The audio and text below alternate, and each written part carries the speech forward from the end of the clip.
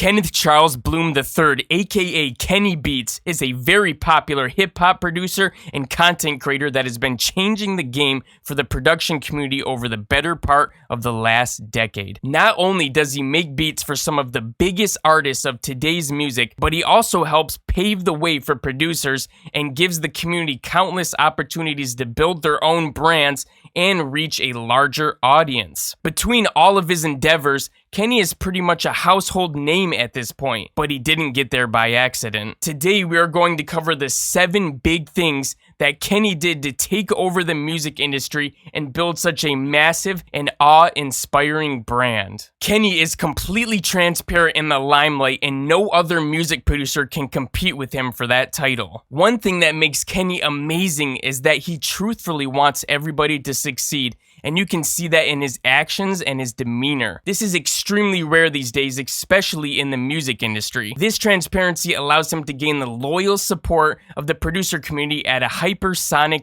rate, faster than anyone else has been able to do it before. Kenny did 3 super powerful things that put his name in front of everyone's face and made him such a relatable and trustful role model for new producers and experienced ones alike. When quarantine hit the world, everyone was stuck at home with nothing to do, so Kenny took advantage of this opportunity. The first thing he did was start live streaming on Twitch and shared his stories of how he made it in the industry and how he was able to work with so many artists and become such a huge name in what seemed like a short amount of time. He taught everybody about important mindsets to have as a producer and how to overcome big obstacles that you may encounter in the music industry. Kenny mentioned how this wasn't his actual intentions at first. I never intended to be someone who was speaking on the process or who feels like they know a lot about it or who feels like I've got it figured out in any kind of way. I just started speaking about the worst things that went on when I was younger, or mistakes I made, or just dumb stuff that happened. And it seemed like that resonated so much farther, whether I was in the studio or talking to people who didn't understand studio stuff, than me ever talking about an accolade or some big song or anything else. Whenever I told people about kind of like what my path was and the realistic side of experiencing the music industry as someone who doesn't fully understand your part in it, that's whenever the conversations got interesting. While most major producers are afraid to give away all the sauce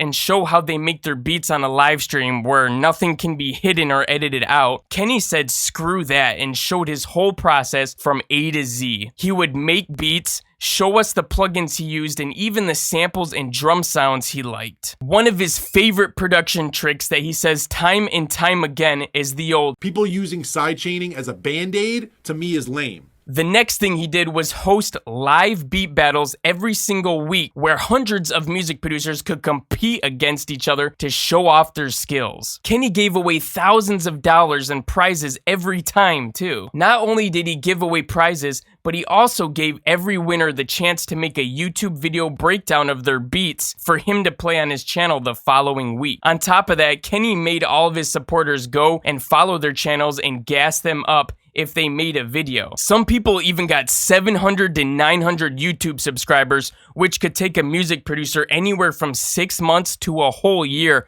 of really hard work to amass on their own. So you can see this was a huge deal. He even had special guests on like Charlie Puth and Timbaland, who would also critique the beats with him and give insight and tips on how those producers could better their sound. You could say that Kenny is the soldier boy of producer live streaming, because after this, a whole bunch of other producers started live streaming and following in his path. The last thing Kenny did was start what is now the 2nd largest music Discord server where artists, producers, and creatives alike could go and collaborate, interact, and talk to one another during these crazy quarantine times. He always spread awareness to mental health and even had special channels that people could go to talk to others about this very thing. Kenny's Discord even helped the 16-year-old DVR get noticed and signed to XL Records. Here is the story of how he got signed. There's a 16-year-old who just posted their first music. You need to hear this. He downloaded a demo version of the program and started watching me recording guitars, recording whatever. He made a 4-track EP and he posted it in the Discord. I played it on stream. The next day he got hit up by 3 managers. 3 days after that, Polydor calls me maybe 4 days after that, XL calls me. He's hitting me in my DM. Hey, Kenny, do you know this person's name? And it's like some giant manager. Dylan signed to XL Records for a 1-album deal, I believe. That Discord is such a magical place full of opportunity and creativity. Tell me the name of another artist who has done even a fraction of that for the music producer community. Kenny was always the ultimate host, and this was one of his top secrets on how he got so many collaborations and placements with artists. Not only does this give him the possibility for unlimited placements,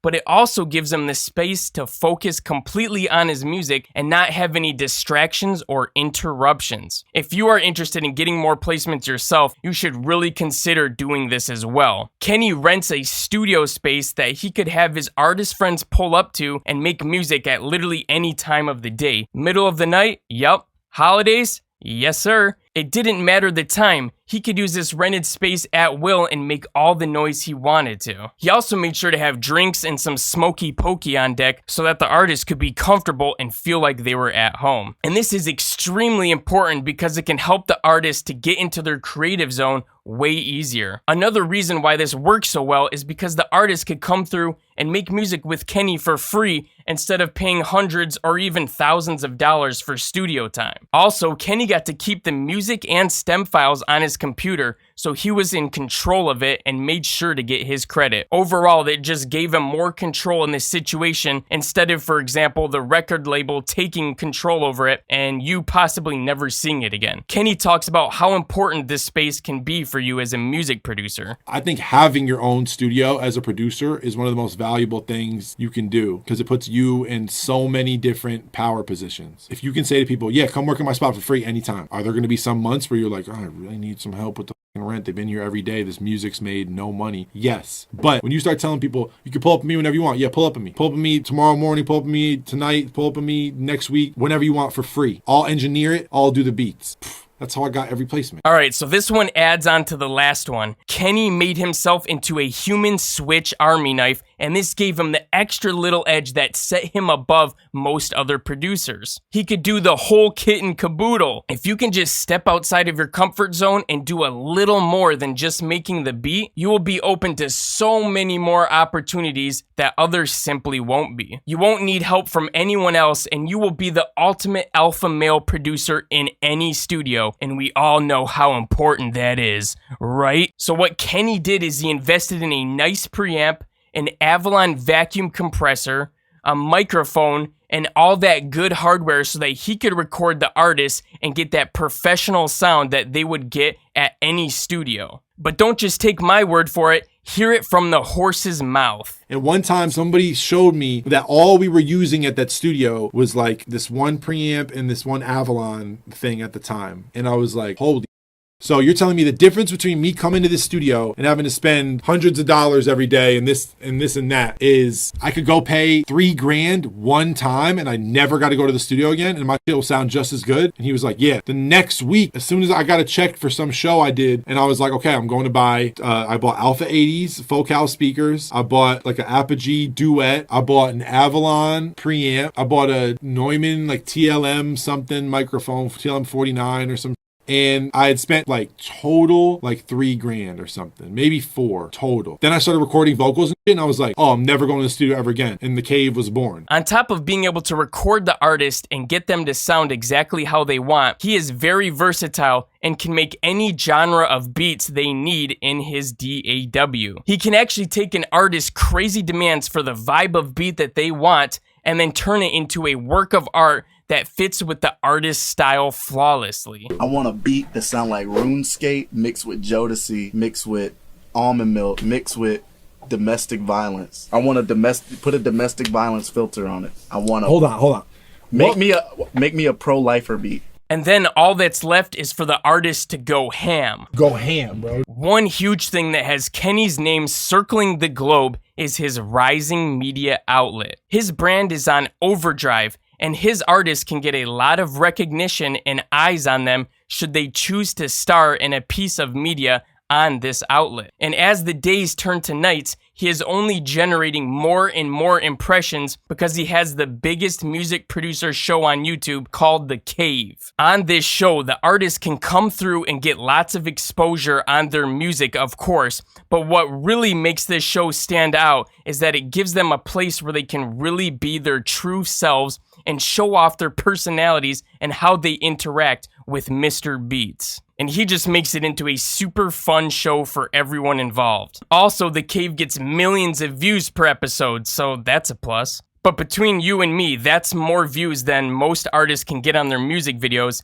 and that amount of exposure is really all an artist needs to regain their relevancy should they need it. What can I say? Mr. Beatz did it again. One of my favorite episodes that really shows off the artist's personality was with Rico Nasty. What is your preference? Like, what do you want to... Like, what kind of beat do you want today? You don't know my preference? Sis. Come on. Give me that.